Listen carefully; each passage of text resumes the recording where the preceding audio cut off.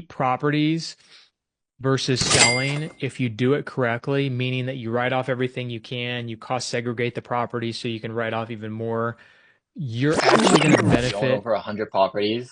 What's your criteria for deciding whether to flip or hold a property? And where are most of your properties located? Yeah, so Wichita, Kansas, that's where all my properties are located. I live in San Diego right now, and people ask me that question a lot. Like, how do you decide whether you want to keep a property or whether you want to sell it? There's no real good answer for that, but I'll give you the best answer I can, and that's if something is within the first time home buyer range or less, typically those properties are going to cash flow better.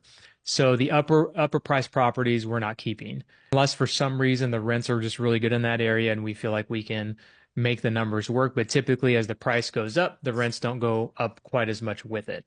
So that's one factor. This year we had a really good first 2 quarters. And so I looked at what we were going to pay in taxes and I didn't like it. And so we said, okay, let's go ahead and start keeping properties. And so I think the last like 3 or 4 months, we've basically just been keeping most of what we've been buying. And that's so that we don't have to pay taxes when we sell it, but then also there's tax deductions by keeping it. We can write off most of the a good chunk of the renovations, um, and then we get future depreciation on the property as well. Um, and then there's some other factors that go into whether we keep a property or sell it, but I think that's the biggest one.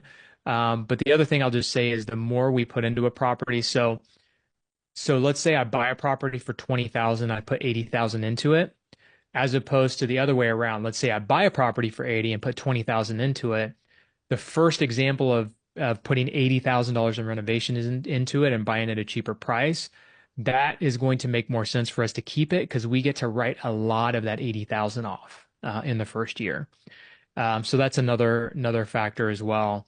And I'll just kind of finish, that question or that answer with kind of motivating people to look at keeping more properties because when you do the math on it, when you keep properties versus selling, if you do it correctly, meaning that you write off everything you can, you cost segregate the property so you can write off even more, you're actually going to benefit as much in the first year from that property as you would by selling it. Because when you sell it, you're going to have to pay taxes and a bunch of other things. Whereas if you keep it, you're not getting that big chunk of income, but you're getting a lot of tax savings that really is money back in your pocket. And so, it's kind of interesting when COVID hit back in, or COVID hit and then prices started going up.